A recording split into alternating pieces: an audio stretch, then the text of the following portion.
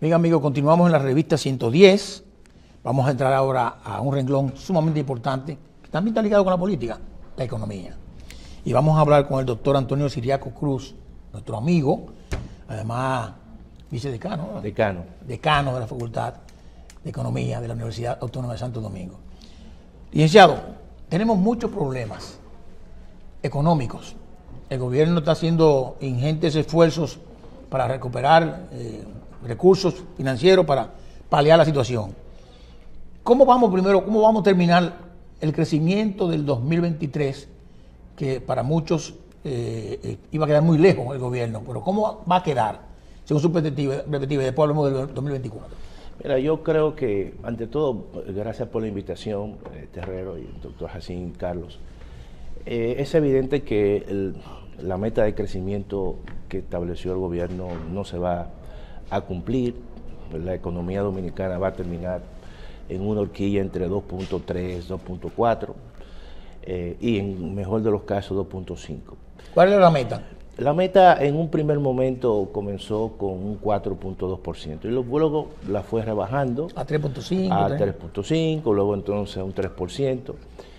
Y evidentemente que hay varias razones por las cuales el crecimiento de la economía dominicana es un crecimiento mucho menor que el crecimiento del año pasado y por debajo del crecimiento potencial. La política monetaria restrictiva, en cierta manera combatiendo la inflación, ayudó, influyó en ese proceso de ralentización de la economía, porque tú tenías que disminuir ese pico de la inflación. Correcto. Una inflación que en el 2022, abril del 2022, era alrededor del 9.64. Y generalmente los bancos centrales tienen esa visión, una visión, la gran mayoría tiene una meta de inflación, un 4%. En el caso de la República Dominicana, si tú vas a Estados Unidos es un 2%. Sí. Y así el resto de los países. Porque la inflación distorsiona realmente muchas cosas, distorsiona los precios, no permite una planificación correcta y eso genera muchas veces una espiral inflacionaria, precio-salario, en el cual muchas veces genera dificultades en la economía. Entonces el Banco Central, a partir de esa fecha, comenzó con una política muy restrictiva. Ustedes recordarán que posteriormente a la pandemia y dentro de la pandemia la tasa de política monetaria era un 3%. Claro. Y luego entonces ya en un momento determinado, a principios de este año, era 8.5. Ahora, cuando el Banco Central se dio cuenta de que el crecimiento estaba muy ralentizado, este año incluso el mes de enero fue prácticamente, creció 0.1, se dio cuenta de que había que flexibilizar un tanto. Ya los niveles de inflación promedio venían disminuyendo y hubo una reversión en la tasa de política monetaria y el Banco Central entonces comenzó a disminuir. Ya está por un 7%, pero evidentemente que el crecimiento se ralentizó. Hay que decir lo siguiente, el contexto internacional, la gran mayoría de los países y la economía mundial va a crecer menos que el año pasado. Eso pasa en Estados Unidos, el caso incluso de grandes economías como la economía china. En un primer momento se estimó un crecimiento de un 5, luego se hizo una corrección de un 3 y quizás ha reactivado un poquito la economía china en estos últimos meses. La economía de la Unión Europea va a terminar con un crecimiento muy bajo, de manera que eso no escapa, también hay que decirlo, al caso dominicano. América Latina va a terminar este año con un crecimiento de 1.7. Es decir, que a pesar de que la economía dominicana... Nosotros podemos haber subido un 3 el último trimestre, pero cuando tú pasas el balance el año entero, se baja, claro. Vamos a crecer un 2.8. Sí, no, 2 puntos, menos quizás de 2.5. Por ejemplo, la economía dominicana se ha reactivado con todos los estímulos que ha dado el Banco Central, básicamente a partir del mes de septiembre, octubre. Y entonces, con lo que pueda ocurrir en el mes de noviembre, tú sabes que el mes de noviembre y el mes de diciembre, por los efectos que hay, el Black Friday, las Navidades, la economía puede estar creciendo en ambos meses promedio un 4%. ¿Perdió tiempo el gobierno que no invirtió adecuadamente, oportunamente? Yo creo que también hay un tema de inversión pública. Exacto. Eso es muy importante, eso que tú mencionas, Herrero, porque... Y eso no ocurrió, fue en el 2022. No, ahora. El gobierno tiene recursos, pero hay un desfase entre lo que tú registras, en lo que aparece como registro de inversión pública, y en la ejecución de la inversión pública. Puede haber ahí diferentes motivos. Yo creo que hay situaciones en las cuales pienso yo que los funcionarios son muy cuidadosos. Bien. Hay un ministerio público que realmente parece que actúa, y el presidente de la República también toma medidas. Entonces yo creo que la gente se aguanta en ese sentido. O sea, la gente se mide mucho. Ministerio pero eso es malo para la economía, pero bueno para la transparencia. No, yo creo que no. Bueno, eso para la economía, porque entonces le quita capacidad. Si compran sin licitación, pero lo que hay que mejorar los procesos. Eso y la ley no establece unos plazos. Sí, pero evidentemente todavía la ley es muy restrictiva. Doctor, yo tengo dos preguntas. La primera, cuando usted habla de que hay que tomar en cuenta el panorama internacional con respecto al manejo sobre todo de la economía, de la inflación, claro. Del crecimiento, que yo creo que son los puntos más importantes de los indicadores macroeconómicos. Tradicionalmente, aunque no es el único factor, uno se guía de las políticas monetarias de los Estados Unidos. Claro. Decían, si ellos suben la tasa de interés para controlar su inflación, nosotros la tenemos que subir, porque nosotros tenemos que estar un poquito más alto que ellos, porque si no la gente se lleva su cuarto para allá, porque en teoría están más seguros allá. Claro. Aunque eso no tiene que ver con el crecimiento aquí, pero sí con la inversión. Este año no fue así. Este año nosotros vemos como que caminó distinto, aunque el Banco Central siempre toma en cuenta lo que hace la FED, la Reserva Federal, en cuanto a su política monetaria, pero como que a los Estados Unidos no le funcionó la misma receta que al gobierno, que al Estado Dominicano. Subimos, bajamos, controlamos el crecimiento, pero ellos, tomando esas medidas, no le ha funcionado. Y nosotros hemos tenido como que caminar distinto. Ellos pueden estar subiendo y nosotros a veces estamos bajando. Y ya eso dejó de ser un indicador. ¿A qué se debe eso? No, mira qué ocurre. Yo pienso, mira, la tasa de política monetaria se incrementó en la República Dominicana, creo que demasiado. Por ejemplo, llegó a un punto que era de 8.5. Fíjate, versus, y eso generó un altísimo rendimiento para los capitales en la República Dominicana. Y a pesar de que en Estados Unidos estaba alta también la tasa de política monetaria, pero todavía esa brecha era bastante grande a favor de la República Dominicana. ¿Qué ocurre con eso? Que en la medida que Estados Unidos comenzó a subir la tasa, nosotros comenzamos a bajar la tasa. ¿Pero por qué? Porque la brecha era muy grande y te daba un margen precisamente para tú hacer política monetaria expansiva.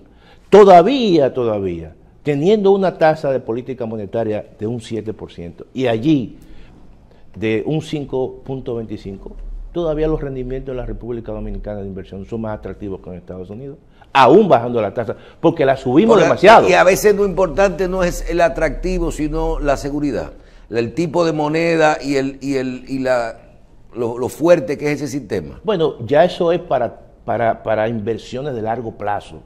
Pero cuando son inversiones de carácter financiera, muchas veces especulativas, de corto plazo, esos capitales golondrinos, que lo que están buscando sencillamente es un rendimiento rápido, eso es lo que viene a la República Dominicana.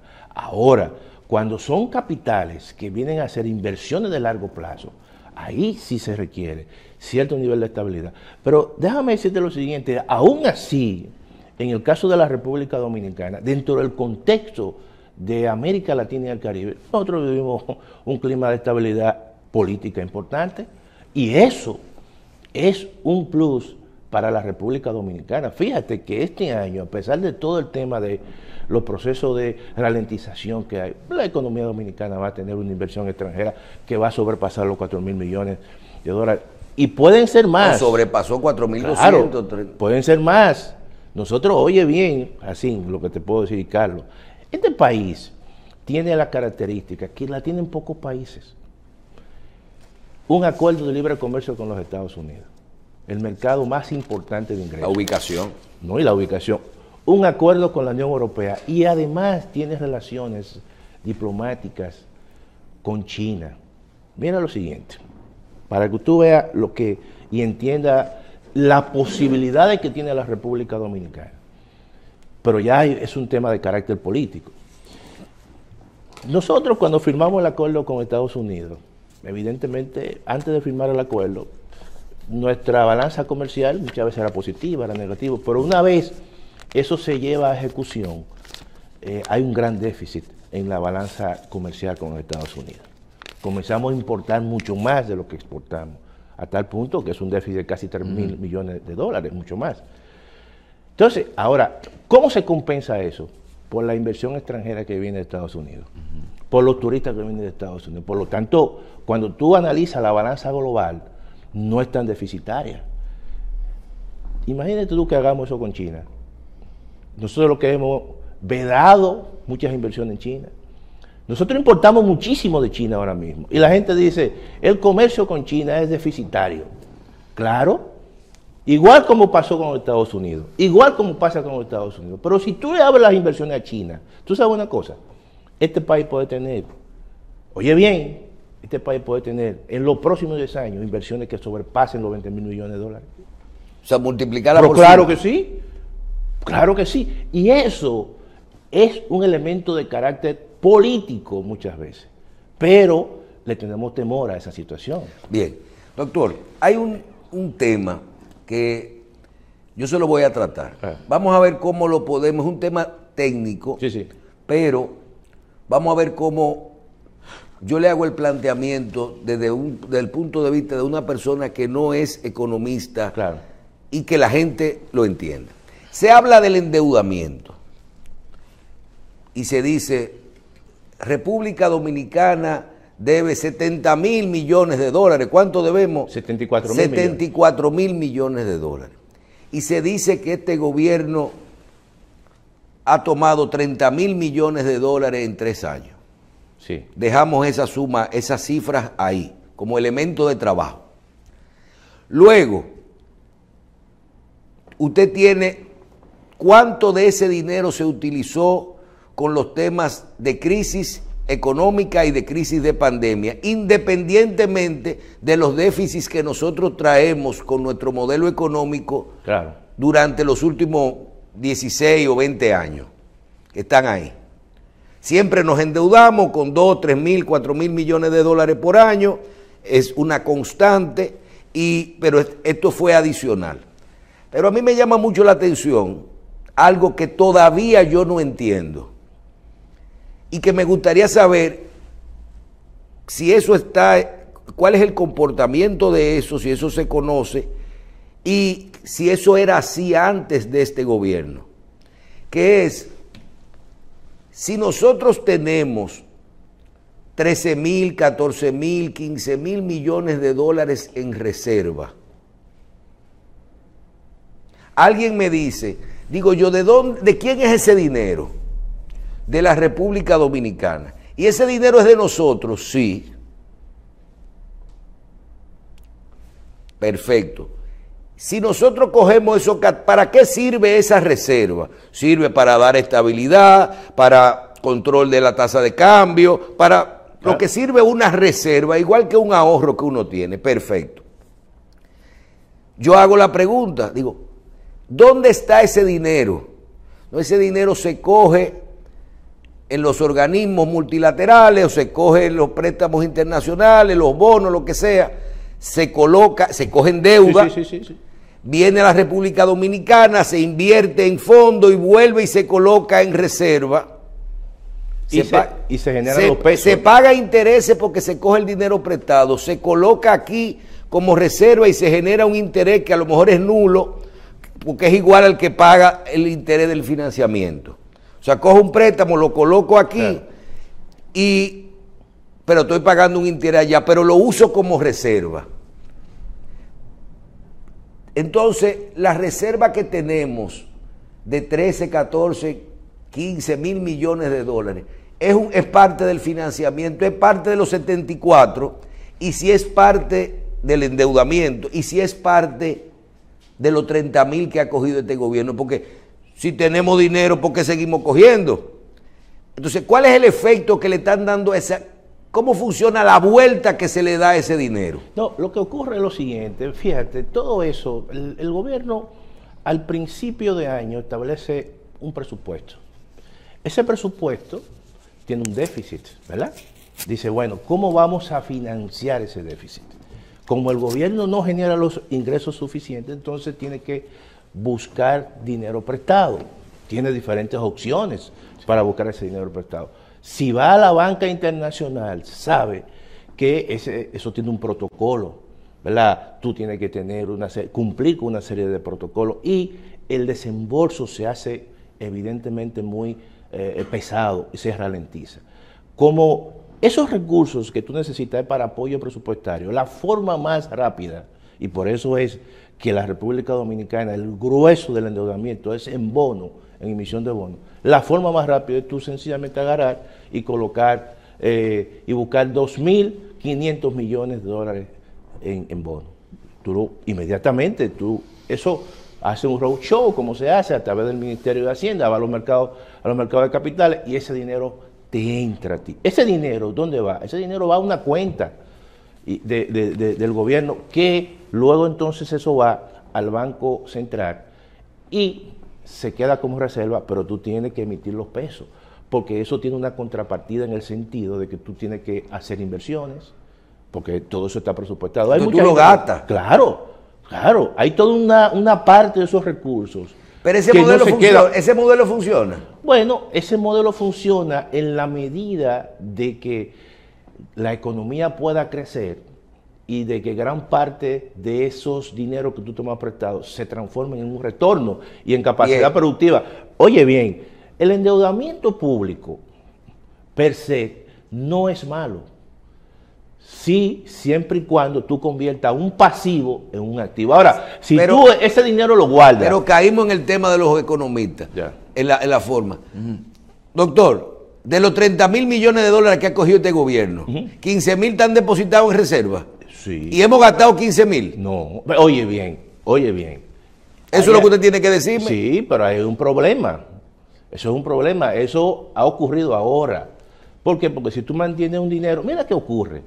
Con el tema de la pandemia y con las situaciones que están ocurriendo, que son cosas que tú no controlas, yo creo que quizás los gobiernos, y este gobierno ha tenido el temor de gastar dinero, ¿verdad? Antes de que se le pueda presentar alguna situación, vamos a decir, no prevista. Entonces yo lo que creo es que quizá esa cantidad de recursos que están depositados y que no está gastando precisamente, que eso tiene un costo de oportunidad, con eso se paga intereses, yo creo que es un mal negocio. O sea, tú tienes que invertir ese dinero, tú tienes que transformar esos recursos en capacidad productiva, porque al final, tú sabes qué ocurre, Jacín y Carlos, que todos los años, cuando tú tomas prestado, ¿qué te va a aumentar? Los intereses. Y al final eso es lo que tú pagas en el presupuesto. Los gastos, es un costo. Claro, eso es un costo que le quita incluso capacidad al mismo gobierno para hacer políticas públicas de inversión. Pero al principio estábamos hablando en cuanto a las perspectivas de crecimiento. Claro. Y vemos también cómo esas perspectivas también influyen en lo que es la capacidad de endeudamiento y hasta de cálculo del Producto Interno Bruto. Usted me puede decir entonces, ¿qué se puede esperar entonces que vaya a pasar más adelante con un crecimiento que va a estar muy por debajo de lo proyectado? Mira, qué bueno que tú haces esa pregunta. Hay dos formas de tú medir la deuda. Y dependiendo... ¿Con relación a? Sí. Y dependiendo de dónde tú te ubiques. Por ejemplo, tú encuentras que muchos economistas hacen énfasis en el valor absoluto de la deuda. La deuda va creciendo en términos absolutos. Por ejemplo, La deuda hoy en día es 74 mil millones de dólares. Es mucho más que hace 3 años en términos absolutos. Pero en términos proporcionales al PIB, cuando tú divides esos 74 mil entre el PIB en dólares... Está en 115 mil, es el 60%. Claro, entonces estamos en un 60%. ¿Cuánto era en pandemia esa proporción? Era un 74%. Bien. Entonces, ¿qué te quiero decir? Que al final lo que importa es el cash flow, los intereses que tú pagas con esa deuda, que cada vez son más crecientes, que por cada 100 pesos que te entran a ti, tú tienes que pagar 23 pesos en intereses, y antes pagaba ¿cuánto? 15, y después 18, y después 23.